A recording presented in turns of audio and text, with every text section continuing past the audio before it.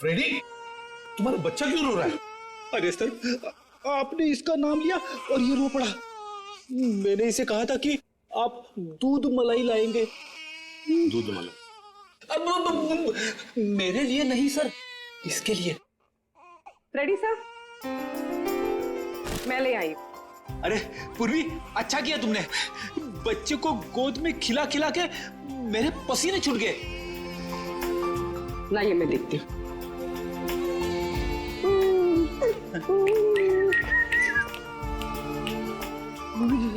ले ले ले ले ले ले।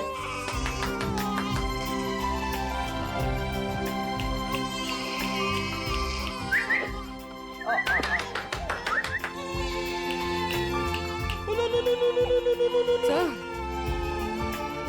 आपको पसीना नहीं आया, बच्चे ने सूसू किया है। अरे बेटा, गोद में खिलाने का अच्छा तोहफा दिया तूने।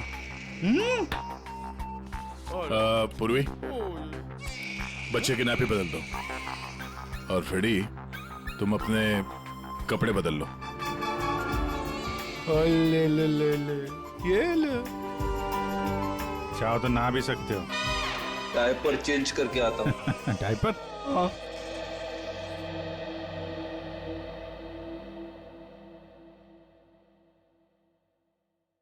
सुरमई अखियों में नन्हा मुन्ना एक सपना दे जा रे।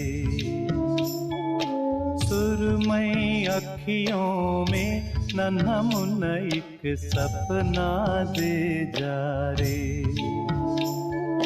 निंदिया के उड़ते पाखी रे, अखियों में आ जा साथी रे। रारी रारूं ओ रारी रूं, रारी रारूं ओ रारी रूं। सुरमई अखियों में नन्हा मुन्ना एक सपना दे जा रे।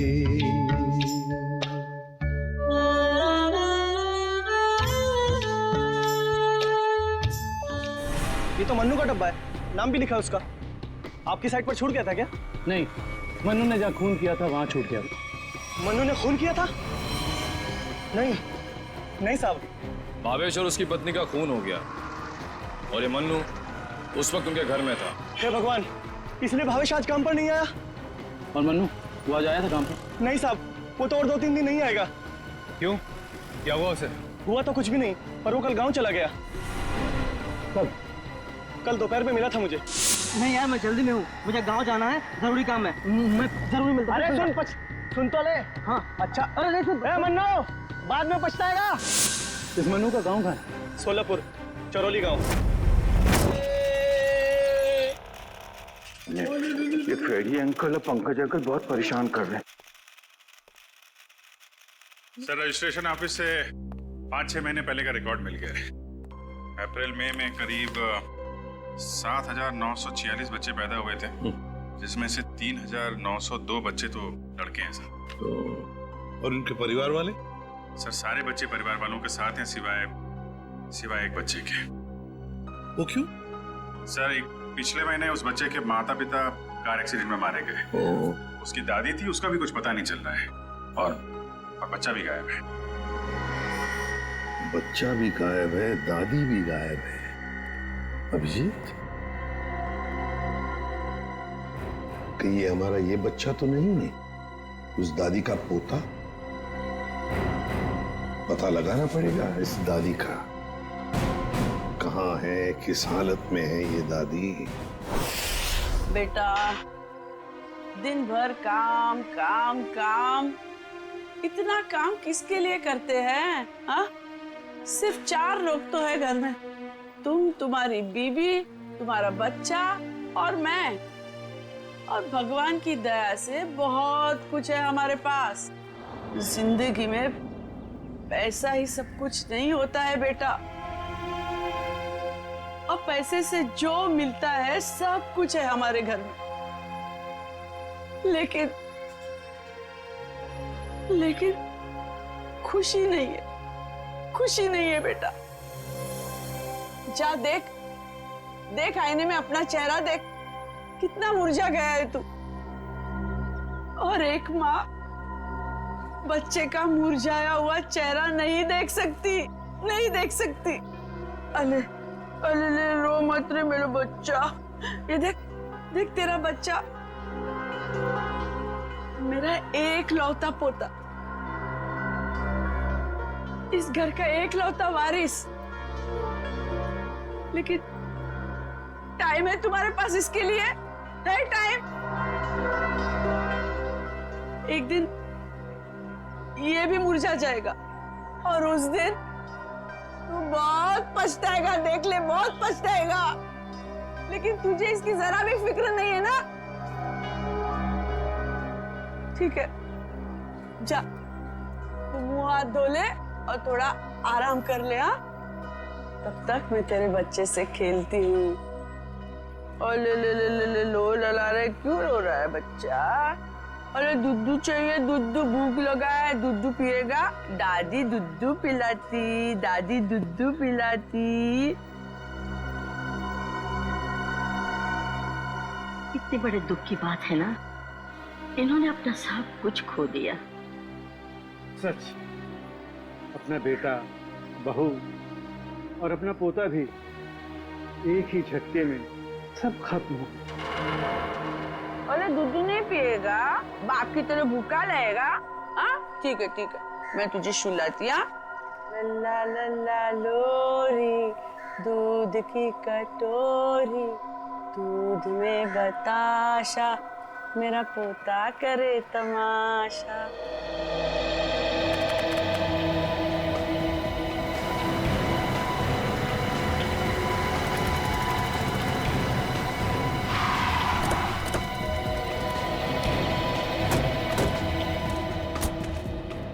चारोली गाँव तो यही है। लोगों से पूछते हैं मनु का घर कौन सा है।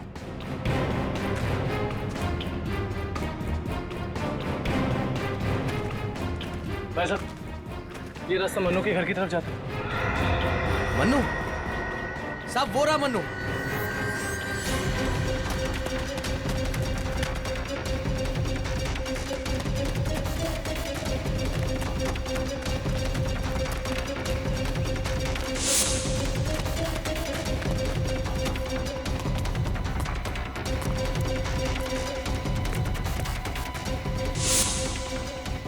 खूनी कितना भी भाग क्यों ना ले मनु, ये दुनिया उसके लिए छोटी पड़ी जाती है।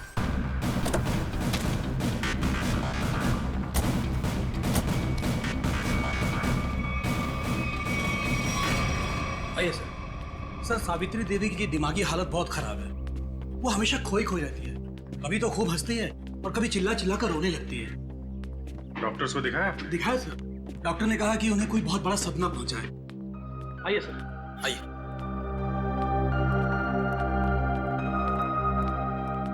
सर, ये रही सावित्री देवी।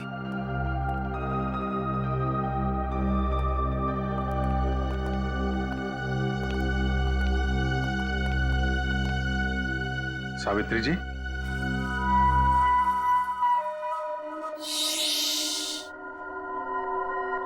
मेरा लाल सो रहा है।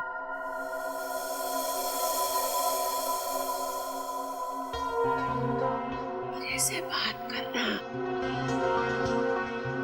वैसे आप कैसी हैं? मैं अच्छी हूँ, भली चंगी हूँ, लेकिन तुम कौन हो भाई? हम लोग आपके दोस्त हैं। मेरे दोस्त? तुम कब से मेरे दोस्त बने? हाँ, अब अभी आपको देखा और दोस्ती हो गई।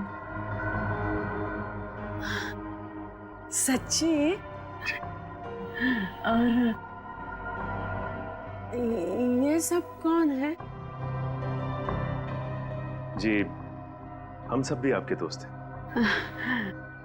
बहुत अच्छा। सावित्री जी, आपसे कुछ जरूरी बात करनी थी।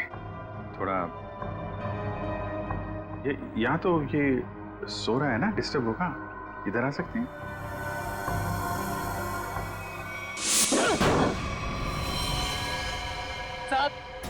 ना तो मैंने भावेश और उसकी बीवी को मारा है और ना ही मुझे उन 10 लाख रुपए के बारे में कुछ पता है। झूठ बोल रहा है तू मनु। तू भावेश के घर गया और वहां तूने उसका खून किया। उसके बाद तूने 10 लाख रुपए चुराए और इसी दौरान तेरा खाने का टिफिन वहां छूट गया। खून तूने किया मनु, पैसों की लालच में। नहीं साहब, मैं मानता हूँ कल रात मैं उसके घर गया था। वो मेरा जिगरी दोस्त था साहब। कल रात मैंने उसके साथ चाय भी पी थी, लेकिन गलती से मैं उसके घर अपना टिफिन भूल गया था साहब। रास्ते में मुझे याद आया, मैं तुरंत उसके घर टिफिन लेने गया। मैं जैसे उसके घर के बाहर पहुंचा, अंदर से चीखने की आवाजें आ रही थी। खिड़की से झांक कर अंदर देखा तो अंदर एक आदमी भावेश और उसकी बीवी के सामने बंदूक तान कर खड़ा था और फिर उसने गोली चला दी और फिर डर के मारे मेरी चीख निकल गई साहब। मुझे लगा उस आदमी ने मुझे देख लिया, कहीं वो मुझे भी ना मार दे, इसीलिए मैं शहर से भाग कर यहाँ आ गया साहब। तुमने उस आदमी का चेहरा देखा था? नहीं साहब, उसकी पीठ मेरी तरफ थी, इसलिए मैं उसका चेहरा ठीक से देख नहीं पाया। इतना बड़ा हादसा हो गया मनु, और तूने सीआईडी को बताना जरूरी नहीं समझा। जानता है ना, ये भी एक बहुत बड़ा जुर्म है। ब्यूरो ले चलो इसे। वो आपका पोता हमारे पास है। मेरा पोता तो यहाँ सो रहा है ना?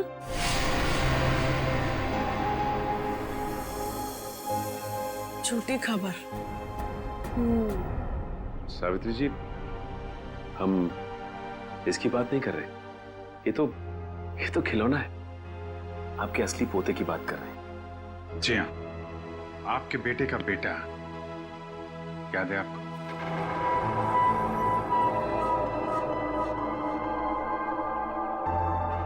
सावित्री जी, आपको अपना बेटा याद है ना? आपका बेटा, आपकी बहू, उनका बच्चा जो अब 6 महीने का हो गया है।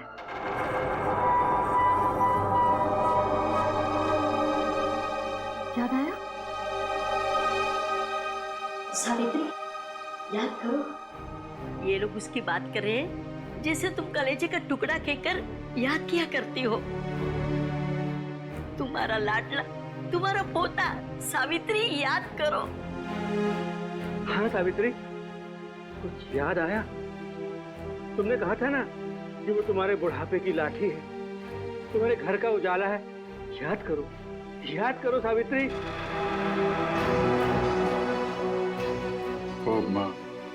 वो हमारे पास है। हम बहुत जल्द आपसे मिलवाएंगे। आप समझ रही हैं ना सावित्री जी? कोई फायदा नहीं है सर, वो आपको कुछ बता नहीं पाएंगे।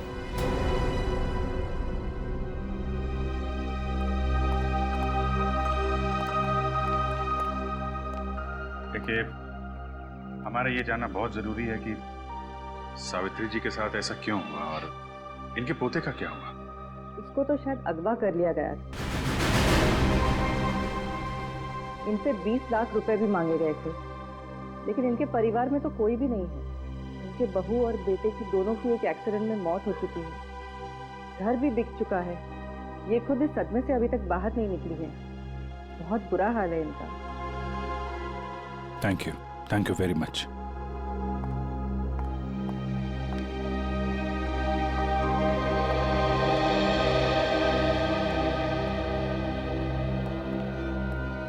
हमारा शक सही निकला। भावेश और ज्योति ने इनके पोते को किडनैप किया 20 लाख रुपए के लिए, ताकि उन पैसों से वो अपने बेटे ऋषि का इलाज करवा सके। हाँ सर, लेकिन सर ये 10 लाख रुपए कहाँ गए? कौन ले गए ये पैसे? और फिर भावेश और ज्योति का खून किसने किया? रानी बिटिया, अब अपने घर चली जाओगी? उनको छोड़कर जाओगी? उसकी बहुत याद आएगी सर, और इसके बिना ये बात भी अकेला पड़ जाएगा। हाँ, बहुत कम दिनों में घुल मिल गई एकदम। कोई बात नहीं, हम लोग मिलने जाएंगे इससे, इसके फ्रेडी अंकल और पंकज अंकल को साथ में लेके। अरे साहब, किसने मारा मेरे बहन भाई को? मैं तो लुट गई, बर्बाद हो गई। आप लोग उसका नाम बताइए, मैं उसे जिंदा नहीं छोड़ूंगी। शांत हो जाइए आप। खूनी को हम ढूंढ रहे हैं, आप शांत हो जाइए। अरे कैसे शांत हो जाओ सर? मैंने तो सोचा था कि अब तक आप लोगों ने खूनी को ढूंढ लिया होगा, पर आप लोगों ने मुझे यहाँ बुलाया क्यों है? देखिए, इस रानी बच्ची को आपको सौंपने के लिए यहाँ पर हमने बुलाया। क्यों? मैं क्या करूंगी इसका? अरे बच्चे के माँ बाप मर चुके हैं, आप इसकी मौसी है, ये भतीजी है आपकी, और आपके अलावा कौन सहारा है इसका? अरे काहे की मौसी और काहे की भतीजी? मैं सिर्फ ऋषि की मौसी हूँ, जो उनका सगा बेटा है और अब अस्पताल में अनाथ पड़ा है। और ये रानी? वो भावेश के बहन की बेटी है, जो उसे जन्म देते ही मर गई थी। तो पाल रहे थे भावेश और ज्योति से। भावेश की बहन की बेटी? हाँ जी। तो फिर इस बच्ची के आप रिश्तेदार, आपसे बेहतर कौन संभाल सकता है इस बच्ची को? अरे सर, आजकल महंगाई के जमाने में अपने बच्चों को पालना पोसना बहुत मुश्किल है। इन्हें कैसे पालूं मैं? आप कहीं कोई बहाना तो नहीं बना रही ताकि बच्ची को ना ले जाना पड़े? देखिए साहब, झूठ बोले कौवा काटे। अगर आप लोगों को मेरी बात का यकीन नहीं है तो ग्रीन रूट अस्पताल में जाके पता कर लीजिए। 26 अप्रैल को ये पैदा हुई थी वहाँ पे। एक मिनट। 26 अप्रैल को? 26 अप्रैल को उसी हॉस्पिटल में, ग्रीन रूट हॉस्पिटल में पार्थ भी तो पैदा हुआ था 6 महीने पहले। हैं? ये कौन है?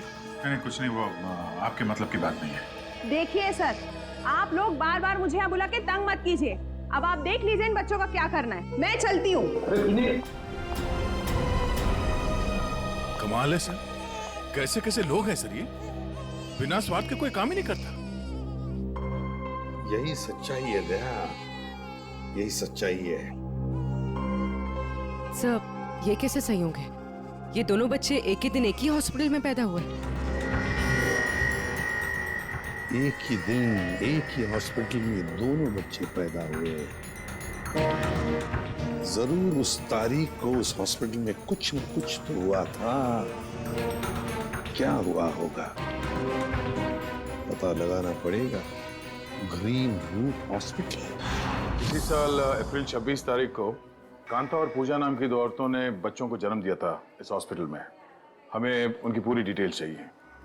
क्या बात है सर? उनमें से एक बच्चा किडनैप हो गया। 1 मिनट सर। हाँ सर, कांता ने एक लड़की को जन्म दिया था और पूजा को लड़का हुआ था।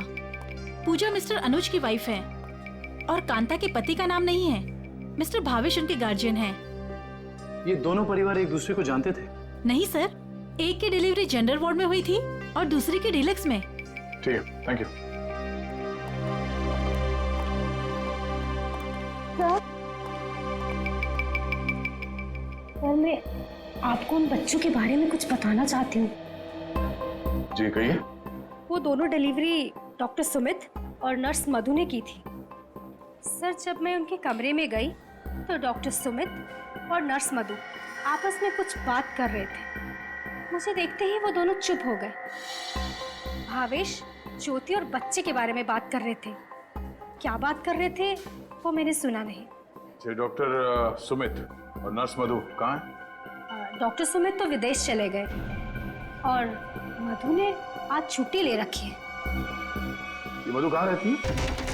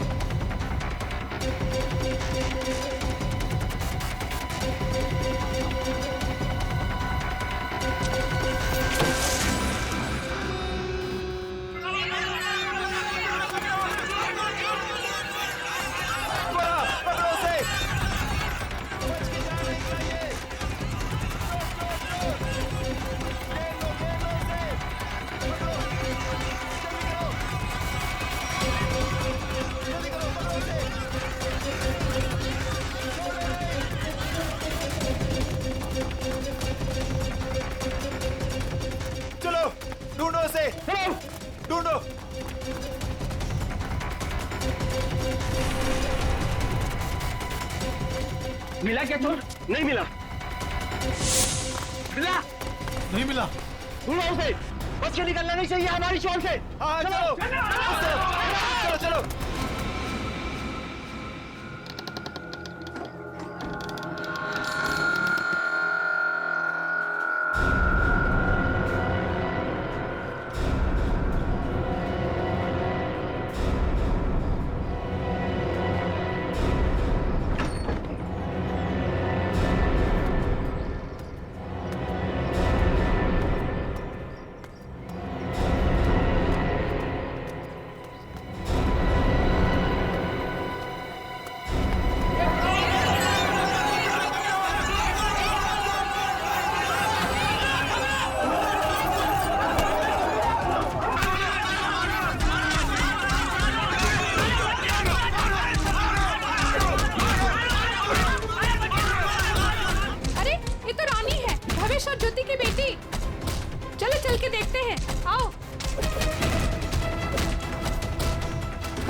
ज्योति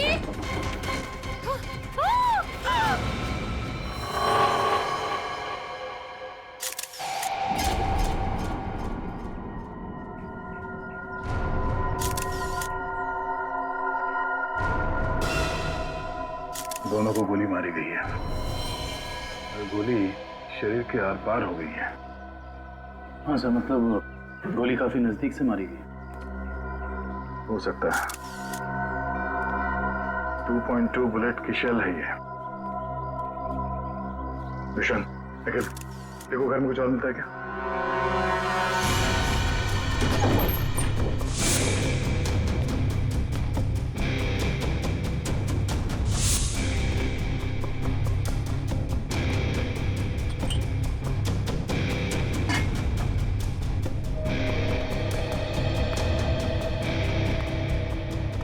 तुमने इन दोनों का खून किया और बच्चा लेके भाग रहे थे ऐसे? साहब, मैंने इनका खून नहीं किया।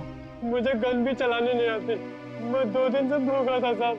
सुबह एक घर से खाना चुराया था, लेकिन भीड़ मेरे पीछे पड़ गई तो भीड़ से बचने के लिए इस घर में छुप गया था साहब।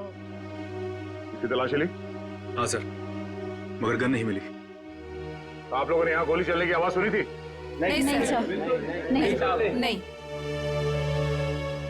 बच्चा चुरा के क्यों भाग रहे थे तुम? साहब, भीड़ से भागते हुए चुराया हुआ गला फेंक दिया था। घर में इनको मरा पड़ा देखा और बच्ची इनके पास रो रही थी। फिर मैंने सोचा बच्ची को बेचेंगे तो पैसा मिल जाएगा साहब, बस कुछ नहीं।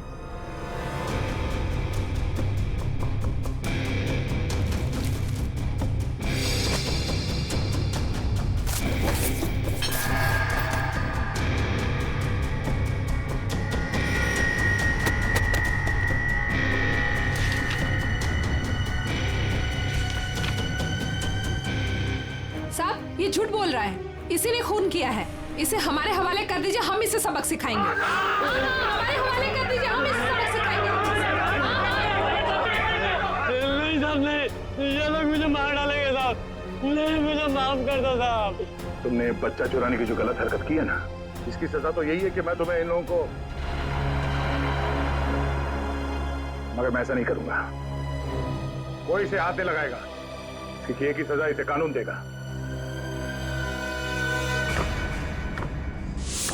आने के कुछ मिला? ऋषि नाम के एक बच्चे का मेडिकल रिपोर्ट मिला है। तबीयत काफी खराब है। ऋषि? हाँ सर, 10 साल का है।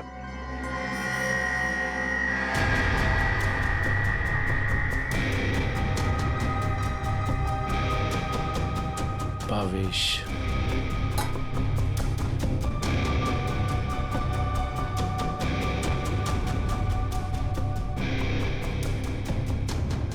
सर। हाँ रोशन? सर, ये 3 चाय के कप मिले। इसमें से 2 कप भावेश और ज्योति के हो सकते, और ये तीसरा कप किसी मन्नू का हो सकता है, क्योंकि ये जो टिफिन है इस पे भावेश का नाम लिखा है, लेकिन इस टिफिन पे मन्नू का नाम लिखा है। मन्नू? बच्चे को रोने किया?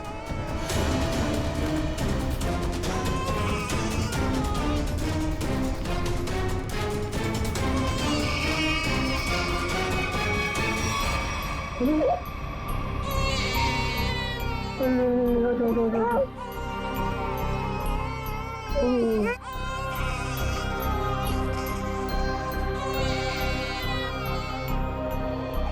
ऋषि कौन है? भावेश और ज्योति का बड़ा बेटा है सर। कितने बच्चे हैं उनके? सर भावेश और ज्योति के 2 बच्चे हैं। ऋषि 10 साल का बेटा जो हॉस्पिटल में भर्ती है, और ये बेटी रानी। सिर्फ 2 बच्चे? हाँ सर। क्यों? तो फिर ये बच्चा किसका है?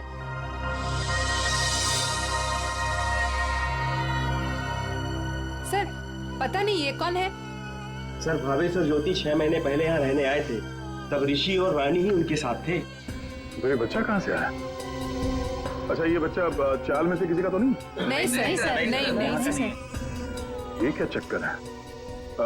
कोई और इनके साथ रहता है इनके परिवार में? सर ज्योति की एक बहन है मधु, वो आती थी यहाँ पर। आप लोग किसी मन्नू नाम के आदमी को जानते हैं? मन्नू?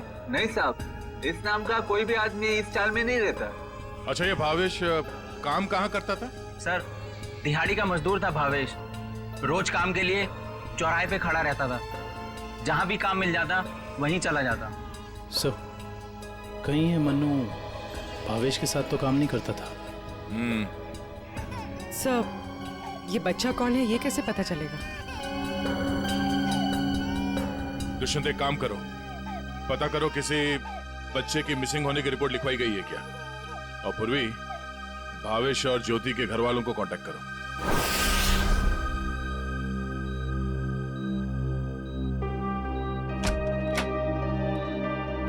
डॉक्टर साहब, हम सीआईडी से। Hello sir. हेलो, ऋषि यही है? हाँ सर यही है। क्या हुआ सर? हम लोग इससे बात कर सकते हैं? नहीं सर, ये बात करने की हालत में नहीं है। ऐसा क्या हुआ इस बच्चे को? सर इसे किडनी की प्रॉब्लम है। क्या बात है सर, आप लोग यहाँ कोई प्रॉब्लम? एक्चुअली ऋषि के माँ बाप अब नहीं रहे। क्या? ओह माय गॉड, इसलिए इसके इलाज के लिए आज कोई रकम जमा करने नहीं आया। क्या मतलब? इलाज के लिए रकम? हाँ सर, एक्चुअली ऋषि का आज एक ऑपरेशन होने वाला था। इसके घर वाले आज 10 लाख रुपए जमा करने वाले थे। 10 लाख? ये वो लोग 10 लाख रुपए कैसे जमा कर पाते हैं? सर देखिए, 1 महीना पहले भी ऋषि का ऑपरेशन हो चुका था, तो तब भी उन्होंने 10 लाख रुपए जमा कर दिए थे। क्या? और सर इस ऑपरेशन के लिए भी उन्होंने पैसों का इंतजाम कर दिया था। मैं उन्हीं का वेट कर रहा था। सर आज मुझे इसे किसी भी हालत में ऑपरेशन करना पड़ेगा, वरना इसकी जान को खतरा है सर। डॉक्टर साहब, आप ही ऑपरेशन शुरू करिए, पैसों का इंतजाम हम लोग करेंगे। ठीक है सर, आप कहते हैं तो हम ऑपरेशन शुरू कर देते हैं। Okay sir.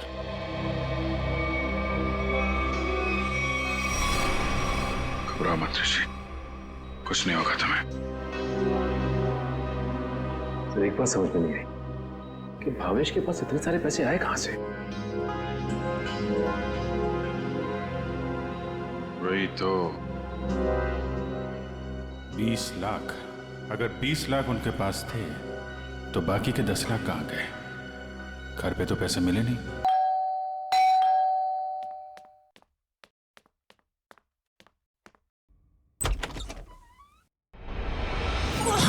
कौन हो तुम?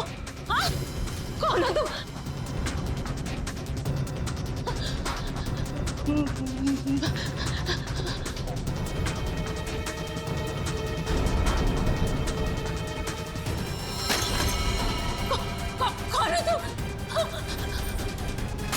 कौन हो तुम?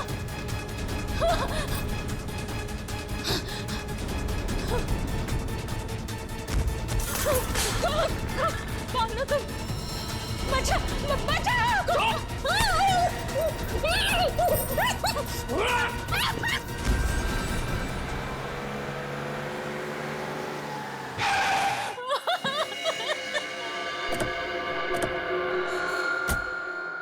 मुझे छोड़ दो।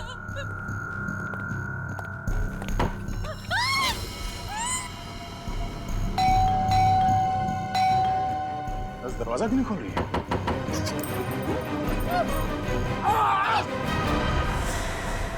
क्या हुआ? दरवाजा खोलो, दरवाजा खोलो।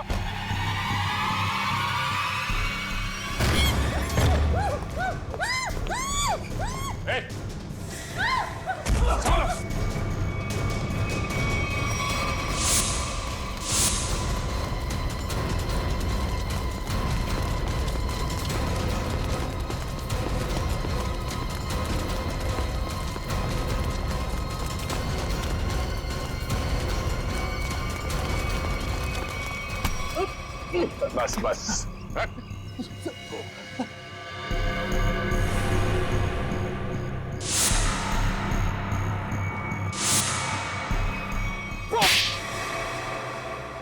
बच्चों को अगवा करने में मेरा कोई हाथ नहीं है।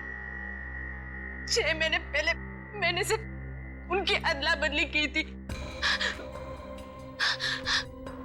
जब वो दोनों पैदा हुए थे ग्रीन रूट हॉस्पिटल में, बस इसके अलावा मुझे कुछ नहीं पता। क्यों की थी अदला बदली? हाँ? भावेश ने मुझे कहा था कि उसकी बहन के बेटे को एक अमीर औरत की बेटी से बदल देना, और कहा था कि किसी को भी पता नहीं चलना चाहिए। उसके लिए अमीर लोगों ने मुझे पैसे भी दिलाए थे। एक मिनट। भावेश की बहन को तो बेटी हुई थी ना, वो रानी? नहीं सर, उसे बेटा हुआ था और उस अमीर औरत को बेटी हुई थी। उस अमीर परिवार को वारिस चाहिए था। उसके लिए भावेश की बहन के बेटे को वो अपना बेटा बनाकर ले गए। भावेश की बहन मर गई और भावेश अमीर घर की बेटी को अपने साथ ले गया? जी सर। अमीर घर के लोगों को चाहिए था वारिस, एक लड़का, और भावेश को अपने बेटे ऋषि का इलाज करने के लिए चाहिए था पैसा, 20 लाख रुपए। दोनों ने बच्चों की अदला बदली की और अपना स्वार्थ पूरा कर लिया। और ये धनीराम, इससे क्या दुश्मनी है तुम्हारी? पता नहीं सर, मैं तो इसे जानती भी नहीं। क्यों धनीराम? भावेश और ज्योति को मार के उनके 10 लाख रुपए लूट लिए तुमने। अब इससे क्या चाहते हो? हा? सर, मैं तो बस इसका मुंह बंद करना चाहता था, ताकि ये बच्चों के हेरा फेरी के बारे में हम लोगों को कुछ न बता सके। क्यों? सर, मैं उस अमीर परिवार के घर में नौकरी करता था सर। उनकी मौत के बाद भावेश की बहन का बेटा मेरे पास आ गया सर। मैं उस बच्चे को लेकर भावेश के पास गया ताकि बच्चा उसे लौटा दूं और उसे 20 लाख रुपए ले लूं साहब। लेकिन साहब वो भावेश बच्चा लेने को तैयार ही नहीं था साहब, और ना ही मुझे 20 लाख रुपए देना चाहता था। बल्कि वो दोनों पति पत्नी मुझे धमकी देने लगे, कहने लगे कि हम सारी सच्चाई पूरी दुनिया को बता देंगे।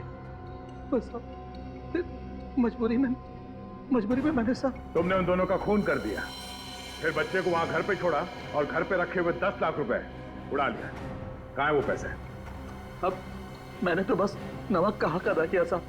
मेरे पास पैसे नहीं है साहब, मेरे पास नहीं है पैसे। धनीराम, अमीर जोड़ा तो मर गया, अब और किसका नमक खाया तुमने? हा? किससे दिए पैसे?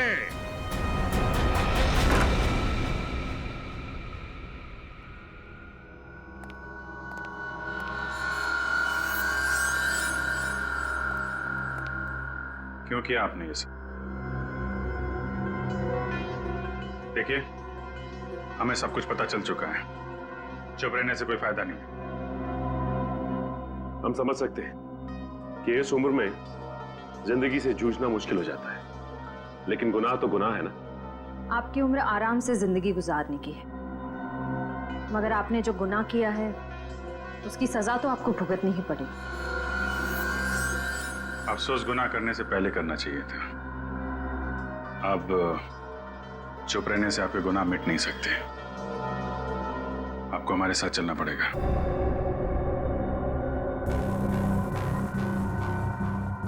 देखिए, हमें जोर जबरदस्ती करने पर मजबूर मत कीजिए। हम सिर्फ आपकी उम्र का लिहाज कर रहे हैं, वरना मुजरिमों से निपटना हमें खूब आता है। श्रेया, सावित्री जी, सावित्री जी,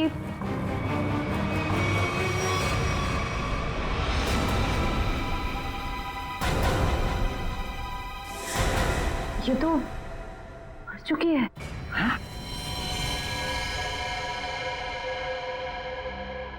यहाँ पे कुछ है।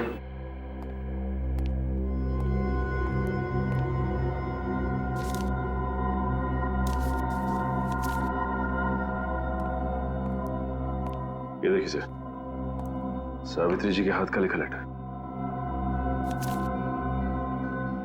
मैं मुजरिम हूँ, ये सब मैंने किया है। एक्सीडेंट में मेरे बेटे और बहू की मौत के बाद मेरा सब कुछ खत्म हो गया। बेटे के लेनदार मेरे पीछे पड़ गए और सब कुछ नीलाम करने के बाद भी मैं उनके कर्जे नहीं चुका सकती थी। इसलिए मैंने धनी राम को भावेश के घर में भेजा कि वो अपनी बहन का बेटा वापस ले ले और जो 20 लाख रुपए मैंने दिए थे वो मुझे लौटा दे। लेकिन भावेश ने मना कर दिया और गुस्से में धनी राम ने उनका खून कर दिया। ये सब मैंने वारिस के चक्कर में किया था। अपनी पोती को दे के बेटा चाहती थी मैं। ये मेरी सबसे बड़ी भूल थी। बेटी हो या बेटा, कोई फर्क नहीं पड़ता, दोनों भगवान की देन है। मैं ऐसी शर्मनाक जिंदगी नहीं जी सकती, इसलिए मैं खुदकुशी कर रही हूं। हो सके तो मुझे माफ कर देना सावित्री।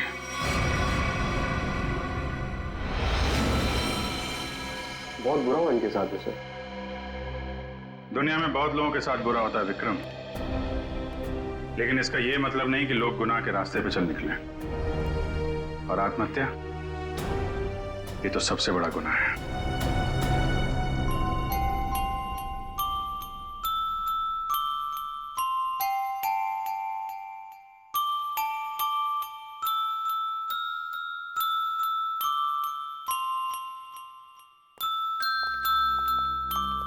आप लोग प्लीज थोड़ी देर यहीं रुकिएगा।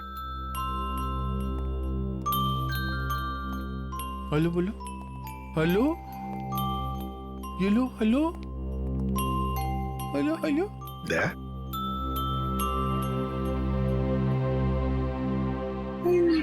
वो एनजीओ वाले आ गए हैं बच्ची को। सर मेरी एक रिक्वेस्ट थी सर। वो मैं जानता हूँ तुम बच्ची को खुद छोड़ने जाना चाहते हो ना, तो हम भी चलेंगे छोड़ने के लिए उसको। नहीं विजित, वो बात नहीं है। सर मुझे दया, जरा सोचो, बच्ची को हम भी रखना चाहते हैं, हर रोज उसके साथ खेलना चाहते हैं, देखेंगे हम उसको, लेकिन हम उसकी अच्छी तरह से परवरिश नहीं कर पाएंगे। ये बच्ची एनजीओ में जाएगी तो बाकी बच्चों के साथ बड़ी होगी, सीखेगी, है ना।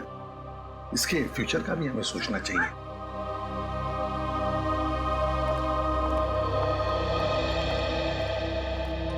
सर आप चिंता मत कीजिए, हम आपसे प्रॉमिस करते हैं कि हम बच्चों का पूरा ख्याल रखेंगे। अब आप इन्हें हमें सौंप दीजिए। जी। दया, पुष्पा, संगीता, बच्चों को ले आओ।